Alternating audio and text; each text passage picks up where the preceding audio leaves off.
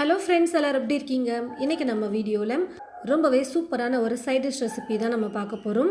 இந்த side dish வந்து பார்த்திங்கன்னா நம்ம சாதத்தோடு பிசைஞ்சு சாப்பிட ரொம்ப டேஸ்டியாக இருக்கும். அது மட்டும் இல்லாமல் சப்பாத்தி, நான் இது எல்லாத்துக்குமே சைட் டிஷ்ஷாக தொட்டு சாப்பிட ரொம்பவே டேஸ்டியாக இருக்கும்.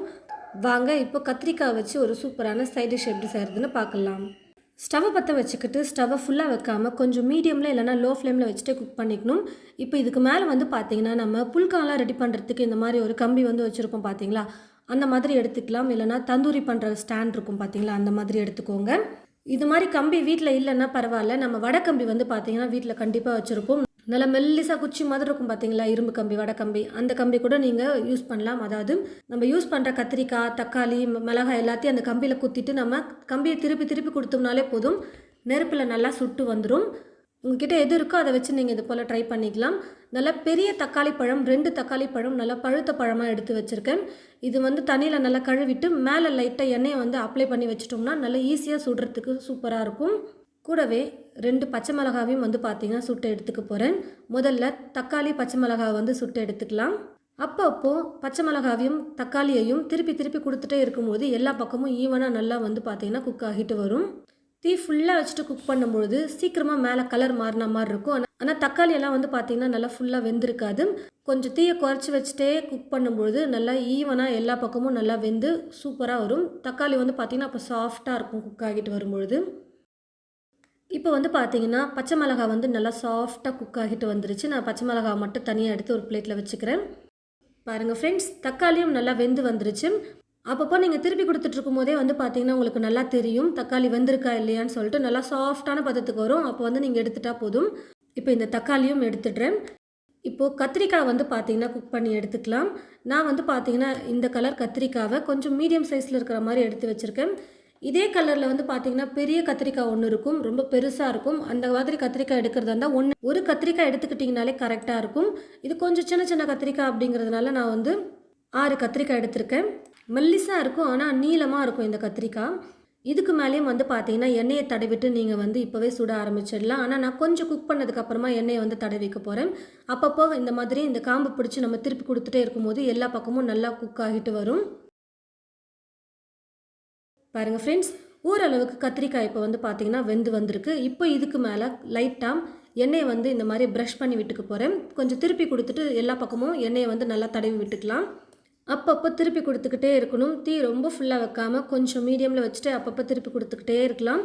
கத்திரிக்காய் வந்து நல்லா குக் ஆகிட்டு சாஃப்டாக வரணும். நம்ம பார்க்கும்போதே தெரியும் கத்திரிக்காய் சாஃப்டாக இருக்கா இல்லையான்னு சொல்லிட்டு குக் பண்ண தெரியும். அந்த சாஃப்டாக வர வரைக்கும் நம்ம குக் பண்ணணும். பாருங்கள் ஃப்ரெண்ட்ஸ், கத்திரிக்காவை நல்லா நான் வந்து சுட்டு எடுத்துக்கிட்டேன். கத்தியை வச்சு நீங்கள் லைட்டாக அப்படி ப்ரெஸ் பண்ணி பாருங்கள், உங்களுக்கு தெரியும் கத்திரிக்காய் வெந்திருக்கா இல்லையான்னு சொல்லிட்டு. ரொம்ப ஈஸியாக சாஃப்டாக கொலகொலன்னு இருக்கும். நல்லா வெந்து வந்துருச்சு. இப்போ நான் ஸ்டவ் ஆஃப் பண்ணிவிட்டு இதை எடுத்துக்கிறேன். இப்போ இது எல்லாத்தையுமே வந்து பார்த்திங்கன்னா மேலே இருக்கிற தோலை மட்டும் நம்ம எடுத்துக்கணும். ஈஸியாக நல்லா குக் ஆகிட்டு வந்ததுனால அந்த மேலே இருக்கிற தோல்லாம் வந்து பார்த்திங்கன்னா ரொம்ப ஈஸியாக வந்துடும். தக்காளி, கத்திரிக்காய் 2த்துக்கும் மேலே இருக்கிற தோலை மட்டும் நான் எடுத்துகிட்டு ஒரு பிளேட்டில் வச்சுக்கிறேன். கத்திரிக்காய் மேலே இருக்கிற தோலை எடுத்ததுமே இந்த காம்பு பகுதியை மட்டும் கட் பண்ணி எடுத்துடலாம். பாருங்கள் ஃப்ரெண்ட்ஸ், எல்லாத்தையுமே நான் வந்து மேலே இருக்கிற தோல்லாம் எடுத்து வச்சுட்டேன். இப்போ நான் கத்தியை வச்சு இந்த மாதிரி சின்ன சின்னதாக பொடியாக கட் பண்ணிக்க போகிறேன். நீங்கள் ஸ்மாஷ் பண்ணி கூட எடுத்துக்கலாம். பச்சை மிளகாய் கூட வந்து பார்த்திங்கன்னா நல்லா சூப்பராக வெந்து வந்ததுனால ரொம்ப சாஃப்டாக இருக்குது பாருங்கள். சும்மா லைட்டாக நம்ம கத்தி வச்சு ப்ரெஸ் பண்ண உடனே ரொம்ப ஈஸியாக வந்து பார்த்திங்கன்னா கட் ஆகிட்டு வந்துடும். நீங்கள் அடுப்பு இருந்துச்சுன்னா அடுப்பில் கூட நீங்கள் சுட்டு எடுத்துக்கலாம். முக்கியமாக அப்போல்லாம் வந்து பார்த்திங்கன்னா இந்த மாதிரி அடுப்பில் தான் சுட்டுட்டு செய்வாங்க. இப்போ எல்லாருக்கிட்டையும் அடுப்பு வசதி இருக்காது பாருங்கள், விறகடுப்பு. அதனால் நான் வந்து பார்த்திங்கன்னா கேஸ் ஸ்டவ்லேயே பண்ணியிருக்கேன். இன்னும் விறகடுப்பில் பண்ணுறது நல்லா டேஸ்டியாகவும் இருக்கும், நல்லா சூப்பராகவும் இருக்கும் இந்த மாதிரி சுட்டு செய்யும்பொழுது.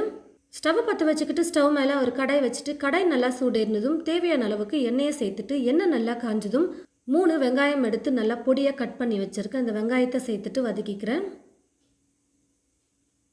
பாருங்கள் ஃப்ரெண்ட்ஸ், வெங்காயம் இந்த அளவுக்கு கொஞ்சம் லைட்டாக பொன்னிறமாக கலர் மாறி வர வரைக்கும் வதக்குனதுக்கப்புறம் 1 டீஸ்பூன் இஞ்சி பூண்டு விழுது சேர்த்துட்டு சும்மா லைட்டாக 1 நிமிஷத்துக்கு மட்டும் வதக்கினா போதும்.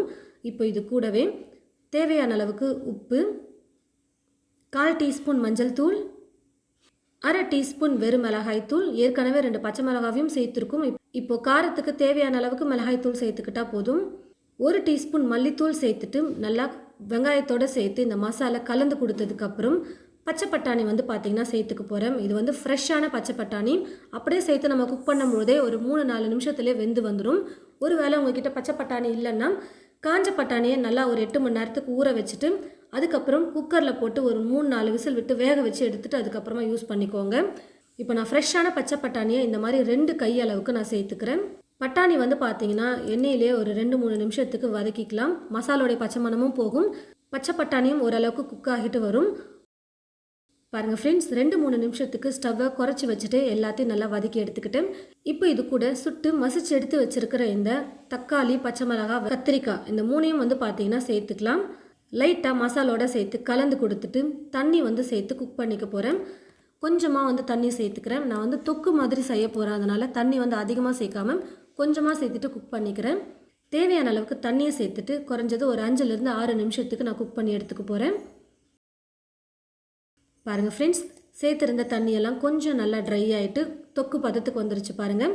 மசாலோடைய பச்சை மணமும் போயிருக்கும், பச்சை பட்டாணியும் நல்லா வெந்து வந்திருக்கும். ரொம்பவே சூப்பராக இருக்கும் இந்த கத்திரிக்காய் தொக்கு. எப்பயும் ஒரே மாதிரி செய்யாமல் இந்த மாதிரி நெருப்பில் சுட்டுட்டு அதுக்கப்புறமா அதை மசிச்சு இந்த மாதிரி நீங்கள் தொக்கு செஞ்சு கொடுத்து பாருங்கள், ரொம்ப விரும்பி சாப்பிடுவாங்க. கடைசியில் கொஞ்சமாக பொடியாக நறுக்கிய கொத்தமல்லியை சேர்த்துட்டு ஸ்டவ் ஆஃப் பண்ணிக்கிறேன். இந்த கத்திரிக்காய் தொக்கு வந்து பார்த்திங்கன்னா ரொம்ப டேஸ்டியாக இருக்கும். சாதத்தோடு பிசைஞ்சு சாப்பிட அவ்வளோ நல்லா சூப்பராக இருக்கும். நீங்கள் சப்பாத்தி செஞ்சுட்டு இந்த மாதிரி நீங்கள் சைடிஷ் செஞ்சு கொடுத்தீங்கனாலும் ரொம்ப விரும்பி சாப்பிடுவாங்க. 2 சப்பாத்தி சாப்பிட்றவங்க கூட 4-5 சப்பாத்தி வந்து சாப்பிடுவாங்க. அந்த அளவுக்கு இந்த சைடிஷ் ரொம்ப டேஸ்டியாக இருக்கும். சப்பாத்தி, தோசை, நான் எல்லாத்துக்குமே இதை சைடிஷாக தொட்டுக்கலாம். கண்டிப்பாக நீங்கள் உங்களோட வீட்டில் இது போல் கத்திரிக்காய் தொக்கு செஞ்சு பாருங்கள். செஞ்சு பார்த்துட்டு எப்படி இருக்குன்னு சொல்லிட்டு மறக்காமல் கமெண்ட் பாக்ஸில் வந்து கமெண்ட் பண்ணுங்கள். இந்த வீடியோவை மற்றவங்களுக்கும் ஷேர் பண்ணுங்கள். இது போல் நிறைய ரெசிபீஸ் பார்க்க தமிழ் ஃபுட் மசாலா சேனலை மறக்காமல் சப்ஸ்கிரைப் பண்ணிக்கோங்க. கூடவே பக்கத்தில் இருக்கிற பெல் ஐக்கானை கிளிக் பண்ண மறந்துடாதீங்க. Thank you.